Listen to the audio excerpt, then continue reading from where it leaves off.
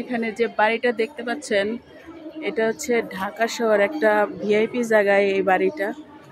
তো এই বাড়িটা দেখলে আমার কাছে মনে হয় যে আসলে আমি কত বছর পর একটা গ্রামে আসছি এবং গ্রামের সেই পুরান টিনের ঘর এবং সেই সুন্দর সুন্দর গাছ সব কিছু কিন্তু এই বাড়ির ভিতরে আছে।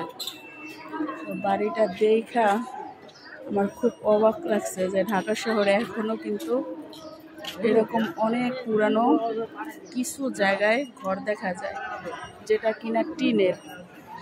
তো এরকম একটা জায়গায় এরকম যে একটা ঘর দেখতে পাবো এটা আসলে আমার কাছে খুবই ভালো লেগেছে, তাই আপনাদের সাথে শেয়ার করার চেষ্টা করছি যে একদম গ্রামের মতো টিনগুলো একদম জং পড়ে গেছে, সব কিছু একদম পুরাতন। তো আসলে এরকম একটা বাড়ির উপরে দেখেন আবার সুন্দর তিনটা গাছ, একটা হচ্ছে বড় আম গাছ, আর একটা হচ্ছে জাম গাছ, আর একটা হচ্ছে আমড়া গাছ, ওই জামড়া গাছ, তিনটা সুন্দর ফলের গাছও রয়েছে। তো এইটা দেখেও আরো ভালো লাগছে।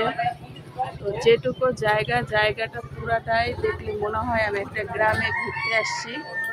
কিন্তু পাশে কিন্তু দেখুন মুরগিও পালতেছে, মুরগির ডাক, পাখির ডাক, আর এই যে হচ্ছে পুঁইশাক গাছ। তো পুঁইশাক গাছের একটা সুন্দর মাচাও রয়েছে। তো এতে কিন্তু সুন্দর পুঁইশাকও হয়েছে এবং টিনের উপর একটা পাতিল মেবি শুকা দেওয়া আছে। তো আর নিচের অবস্থাটা হচ্ছে এরকম ইট।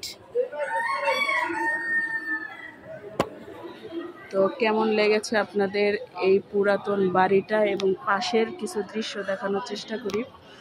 এই যে দেখুন একদম ভিআইপি সুন্দর সুন্দর বিল্ডিং পাশে রয়েছে, কিন্তু তার মাঝখানেই এই সুন্দর টিনের বাড়িটা।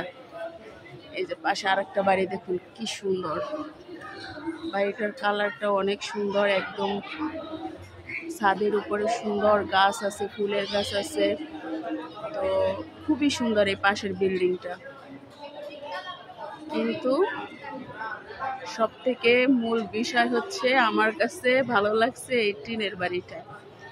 কারণ এই টিনের বাড়িটা দেখলে আমার মনে হয় আমি গ্রামে চলে আসছি।